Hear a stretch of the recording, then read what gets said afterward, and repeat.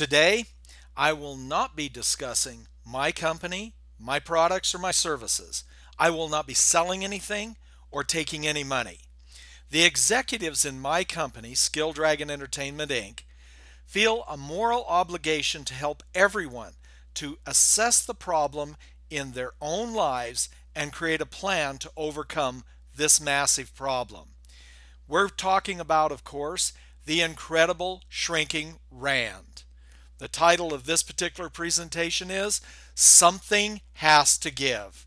Of course, we could talk all about all sorts of economics, but I want to keep this real simple, and I want to give you a quick look at the reality and give you a mini workshop that could be useful and should be useful regardless of what solution you might choose.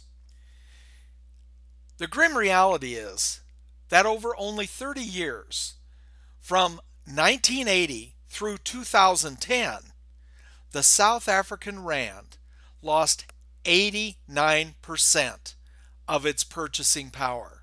Let me repeat that. The South African rand lost 89% of its purchasing power between 1980 and 2010. And things are not necessarily getting better. Headline from the Dow Jones Newswire: South Africa's economy contracts unexpectedly in the second quarter. Goes on to say, this was the worst quarterly performance in a year.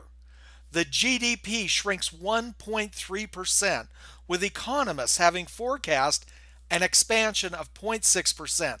What this means is the economists missed by 200%. The shrinkage was twice as bad as the expansion they predicted. The full headline reads, "Grim news for South African policymakers. Domestic troubles and market turmoil of their own making." Look, the slowdown in China is slowing down South African mining industries and the demand for factory goods. We all know this, but South Africa could actually take advantage of the declining rand to increase exports and bring in foreign dollars, except for things like the failing electricity grid, which makes it hard to make any exports profitable. And of course, we're all aware of the strikes.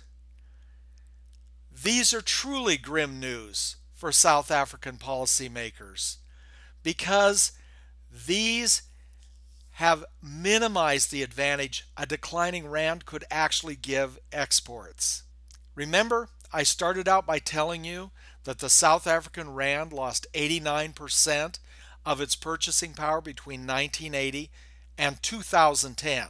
It gets even worse after that. Since 2010 through August of 2015, this is only 5 years we're talking about, the South African rand lost 50% more of its purchasing power. That's 50% additional purchasing power was lost in only 5 years. That looks something like this. This is the decline versus the US dollar. This, my friends, is a decline you can't afford. Now that's national economics. What does that mean? Now what will happen when we're talking about you and your family in 2016 and 2017 and beyond? Let's take a look at the forecast. Bottom line, the forecast is not good. As you can see, it continues to go down, down, down. Remember, I told you that it dropped 50% in just that 5 years from 2010 to 2015. It is forecast to decline another 19% between 2015 and the end of 2016. Just that 1 year. And here's what's scarier, is from 2015 through 2017, the forecast is a 48% continuing decline. The current trajectory we're on is simply unsustainable. Johannesburg city economist Gina Schumann was recently quoted in Dow Jones as saying something has to give. The current trajectory we're on is simply unsustainable. The respected economist was talking about the South African economy, but I want to echo her words when talking about every person in South Africa. Something has to give. Today I'm going to show you in very simple terms what these words mean to you and to your family.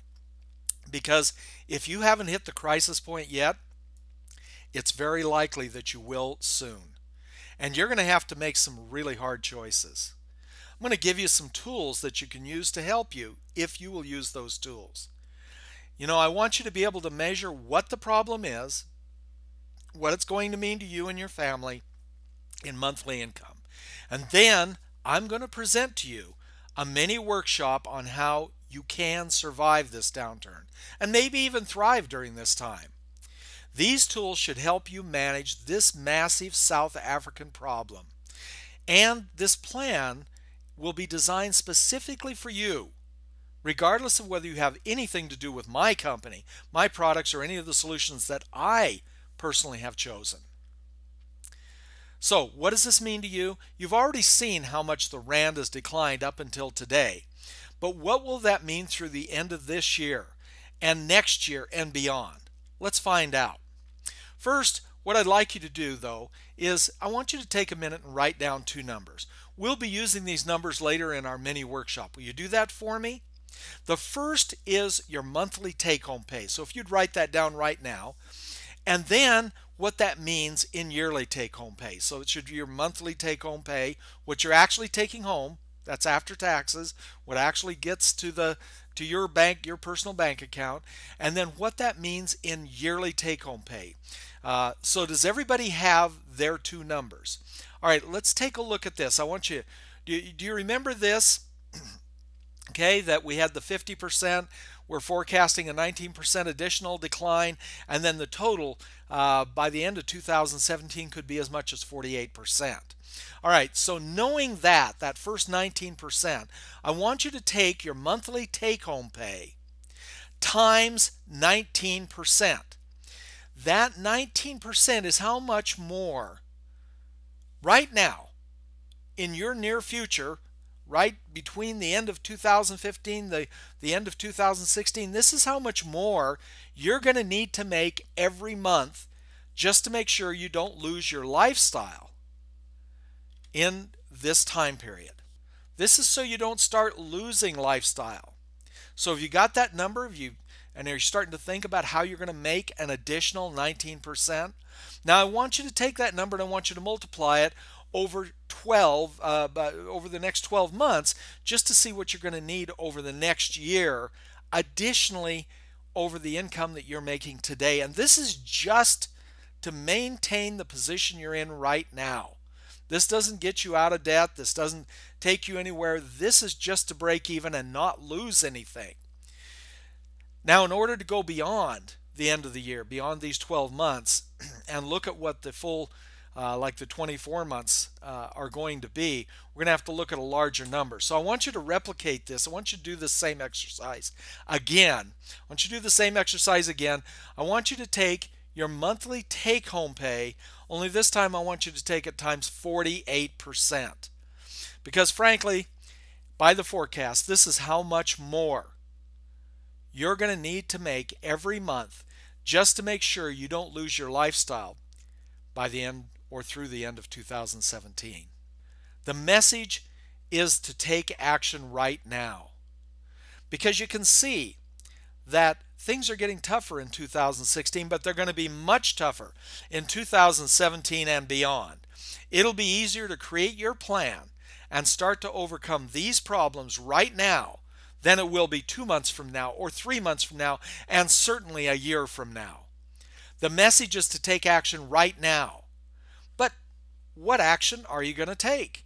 Well, let's take a look at how big this number is.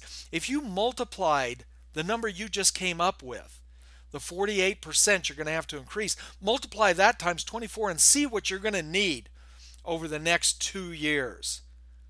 You can see this is a big number. So what are you going to do? Well, frankly, for most of you, there are only 4 choices that you have. Number 1, you can ignore the problem. Number 2, you can work more hours. Number 3, you can take on more jobs.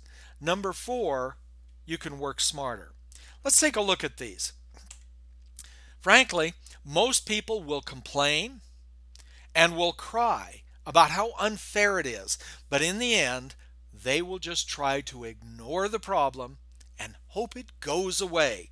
Now, this is called the hopeless and helpless position, and the consequences of this choice can be pretty severe. What will happen is most people will be using credit cards or some kind of debts or loans to try to get through this period. And what's the cost of ignoring this problem? Well, it really truly could be the destruction of your lifestyle, because that's what debt will do to you. Now let's look at the second idea. You could work more hours. So I want you to ask yourself, how many more hours will I have to work to stay up with this shrinkage? These are hard questions. Will your job even let you work more hours? And can you work enough more hours to make a difference, to make the way that it's got to work? And when you're working all of those additional hours, what's going to be the impact on your family life, on those things that truly are most important? The interesting thing about that is at best, this is usually considered a delaying tactic. While you're hoping a miracle of some kind occurs, or there's some kind of massive upturn in the economy. Well, this is a lot like playing the lottery to create success in your future, and it probably will have similar results. The next thing is you could work more than one job. Now, this is another delaying tactic. You got to ask yourself, how much will I have to make? How many hours will I have to work? The unemployment in South Africa is over 25%. So how likely is it that I'll be able to get the job I need to keep up or even delay the inevitable? You know, and ask yourself, what is the impact if I work more hours or get a second job? What's the impact on my family and the quality of my life? And in the end, it's probably just a delaying tactic as well. In the end, the result will be the same. So let's take a look at this fourth option, this work smarter option. Work smarter. What does that even mean? You hear that all the time. You should work smarter, not harder. What does that mean? Well, here's what it does mean. It means you must make more money in less time. Easy to say, huh? But you're probably asking yourself right now, and I want to stop you before you start building roadblocks and sabotage yourself. You're asking yourself, how's that even possible? I don't have many extra hours each week. I don't have massive business experience or skills. I need to keep my current job, obviously. But let's go back to the question. What will it cost you to do nothing? What will it cost you to do nothing? Is it a price you're willing to pay? Are you ready to take action? Because if you are ready and willing now to take action, there is hope. There is a light at the end of this tunnel. Welcome to our mini workshop. Let's take a look right now. We're going to put together a 7-step plan to thrive. Let's take a look at the first 3 steps, which are really about a willingness, a need to change your life, to create a new future. Now keep remembering, because this is going to be a motivator, a painful motivator. Keep remembering what happens if you do not take committed steps to change your life. So what are the first 3 steps we're going to take? You need to know your destination, you need to commit to your change, and you need to set your expectations. You need to be very clear about how much more you will be making. This is your destination. You'll be conscious of this every day, and you'll take action to get to your destination every day. Just as you need a map with a clear destination when you travel, your plan needs a clear destination. You should have some numbers in mind based on the exercises we've already completed earlier. We shouldn't need to spend a lot of time on this step, as I assume you have those numbers right in front of you. Now, just a small note. What you need to make is what it will take to survive this downturn with your lifestyle mostly intact. What you want, notice the term, what you want to make is what it will take to thrive in a down economy. The most determined people, that small group, will find a way to actually thrive when the economy does recover. Wow, everybody says, look at where they're at. Everybody will say, oh, you are just so lucky. But luck has nothing to do with it. Step number 2, decide to commit to your success. Decide today, this moment, this time, how many hours am I willing to commit every week to saving my lifestyle and the quality of my life. Understand the word decision, a true decision, comes from the same root word as the word incision, meaning to cut. So let's make a decision to cut off from any other possibility than your success right now. That's a true decision. Step 3, I want you to set your expectations. You may have started in 2015. You may start in 2016. And you're asking yourself, what am I really expecting to accomplish this quickly? It is critical that you have enough understanding of your plan, of what you're going to do, to set realistic expectations. And I'll tell you why in just a second. Now, it may be that you've said in 2016, I should be starting to break even now, getting caught up, and then by 2017, 2018, I'm really rolling. And the reason you've got to set your expectations, and they've got to be realistic, is this. The number one reason people give up is they don't meet their expectations. When we don't meet our expectations, and we're human beings, it leads to irritation. And eventually that irritation leads to anger. So you've set these pie in the sky expectations. It's okay to set high targets, but you've got to have an expectation you can live with, because otherwise it will create anger. Anger will create irritation will create anger, and anger will lead to excuses so that you can give up. You can quit trying because it obviously wasn't your fault, and you can start blaming other people. So instead of that, let's make sure you don't give up. Set realistic expectations. Here are some important expectations. New businesses of any kind take over a year to really learn and capture market share, and over 2 years to make a profit. So this is a long-term plan to beat the declining rand. When you've been at it for 2 years, that's when you really understand the industry. So move steady, but give yourself time to learn the business. Learn to become a professional. It takes time. Have you ever seen anyone learn a new skill or business overnight? It just doesn't happen. Make sure you're learning the business every day. Do not skip a day. You work on the business, you learn, you move forward steadily every day. Okay, so here's what you're going to do. I want you to put together a personal strategic planning statement right now. And it should read something like this to start with. Okay, I will take, and you might say, okay, that the first part of your strategic plan is I will take, let's say, 8 months to start creating however many extra rand per hour, and maybe that's 1,000 rand or 100 rand per hour or whatever it is, and I will be working, by working so many extra hours, I'll be able to break even and stay up with the shrinking rand. Now, you have to put in your numbers that you already have determined. And what this does in this simple statement, because it looks simple, but when you fill in those blocks, when you figure it out, what the numbers are from the very numbers you've already got, this really is a strategic plan.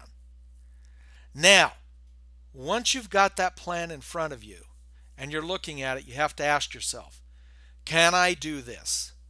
And maybe much more importantly, am I willing to do this? And sometimes the motivation comes from what's going to happen if I don't do this. You see, pain motivates us faster than pleasure. Pain motivates us and creates a real decision. So let's look at the next step. Remember, we have our 7-step plan. We have destination, commitment, and expectation. We've talked about that.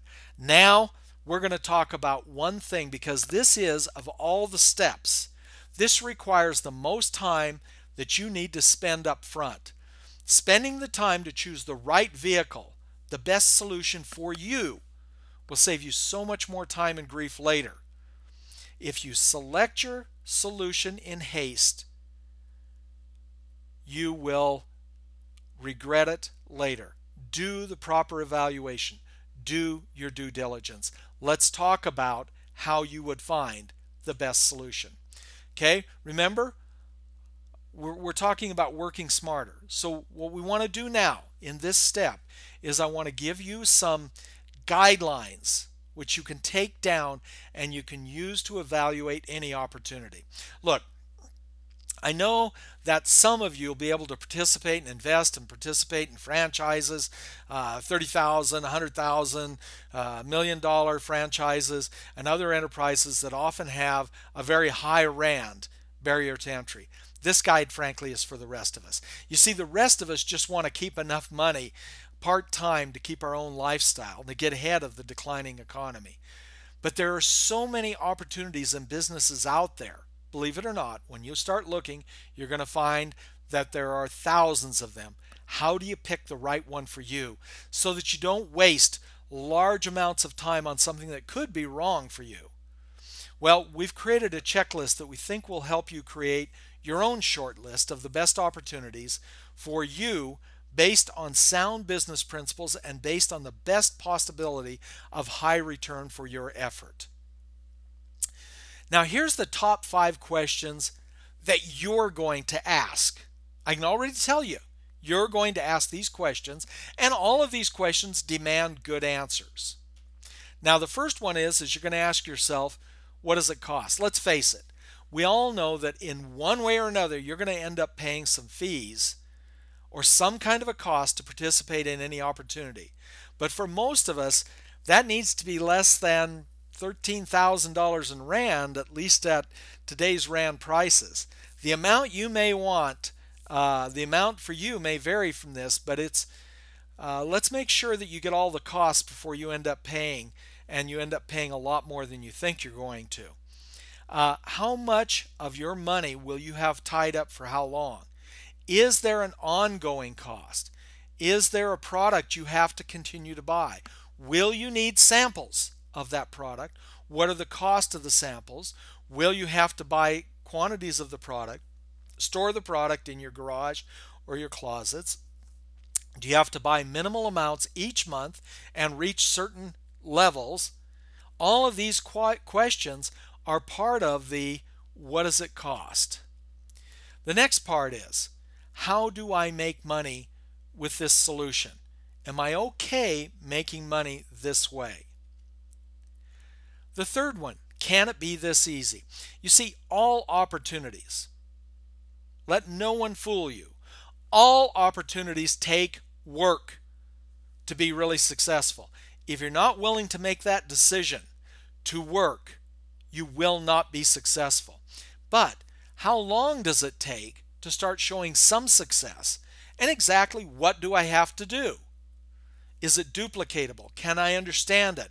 Can I be started and move down this path quickly? Is it documented? Really what we're talking about here is, has anybody else done this? Has anybody made money with this? Can I talk to anyone? Are there testimonials or videos from real people? And the last question, the fifth one, this is the big one. Can I really do this? A lot of this is about who helps me. Is there a step-by-step training? Who does the training? Can I really do this? Will I really do this? Okay, those are your 5 top questions. But let me give you some questions you didn't know how to ask. What do the world's easiest and most profitable business opportunities for the rest of us have in common? These are things you need to make sure exist. Number 1, is this program based on leverage? If a program is not based on leveraging teamwork, it will just end up being another job, just another job, and it is not going to be the solution that gets you out of this particular situation and helps you thrive. So leverage, that's number 1. Find a way to share in the profits from other people's efforts. Residual income. Is there a strong stream of residual potential revenue? Now, this is sometimes called beach money because it flows regardless of where you are or what you're doing. Many companies claim residual income, but most of the revenue streams are actually residual revenue streams are very small. What does it take to make a larger, more practical residual revenue stream? Ideally, you would want residual income from a product that's likely to be consumed 8 or more times per day. This is one step to creating a strong residual income. For example, people only typically drink 1 to 2 glasses of orange juice a day. They typically only drink 1 to 3 cups of coffee a day. That means that orange juice is not a high consumption product. And frankly, orange juice is not an optimal product for other reasons, as you're going to soon see. So we've now got 2 things.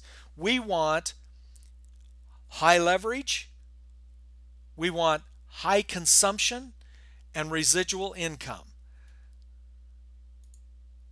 Now, if it was ideal, the ideal product is one that people love and love to consume, but is in a blue ocean without a lot of competitors.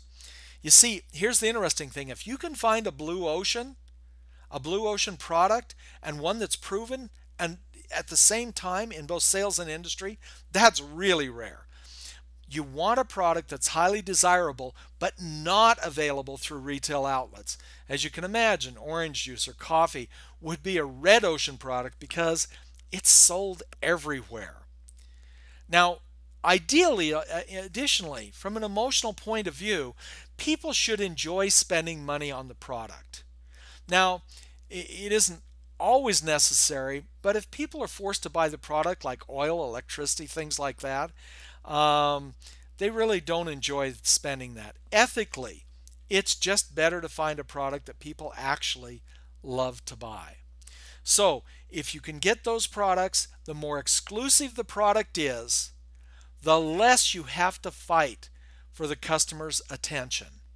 And you would ideally want a product and an industry that was trending right now to drive your product sales. Obviously, horseshoes and blacksmithing would not be an ideal product because it hasn't trended for over 100 years.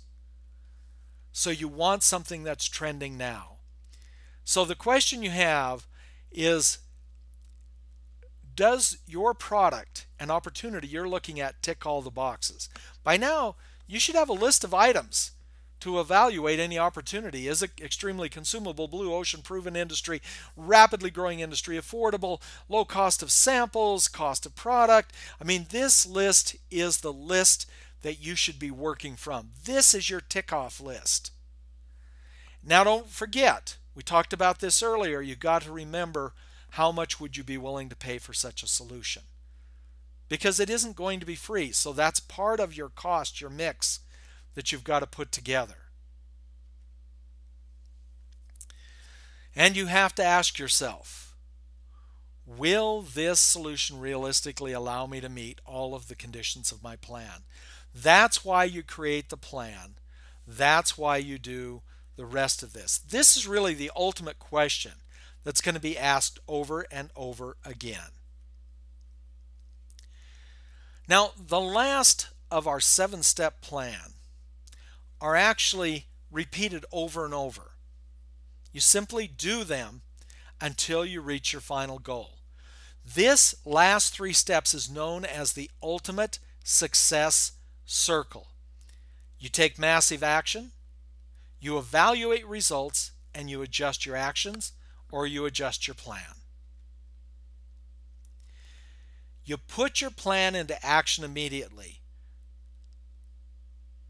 Without taking determined action, like Jesse Owens had when he won 4 Olympic gold medals in 1936 Olympics, you won't get the gold medal that you're looking for. I want you to look at the intensity on his face. That's the intensity that you have to have if you plan to be successful. Every week, spend some time evaluating whether you're getting closer to your goals or further away. And then when you know, am I getting closer or further away from my goal, you then adjust your actions or your plan. Don't keep repeating your mistakes and hope the outcome's going to somehow be different. That's called the definition of insanity. If you're getting closer, then continue your actions and plan as they stand. But if you find that you're getting off course, then immediately adjust your actions for the coming week or adjust your plan if you have to, or both. This is an absolutely critical step to success. So I've given you a full, complete 7-step plan. This should get you started on your path to surviving and even thriving the brutal South African economy. You need to know your destination. We worked out a plan so you know how much you've got to make. You need to commit to the change. This is very, very personal. Are you just going to give up? Are you willing to pay the price? You need to set your expectations.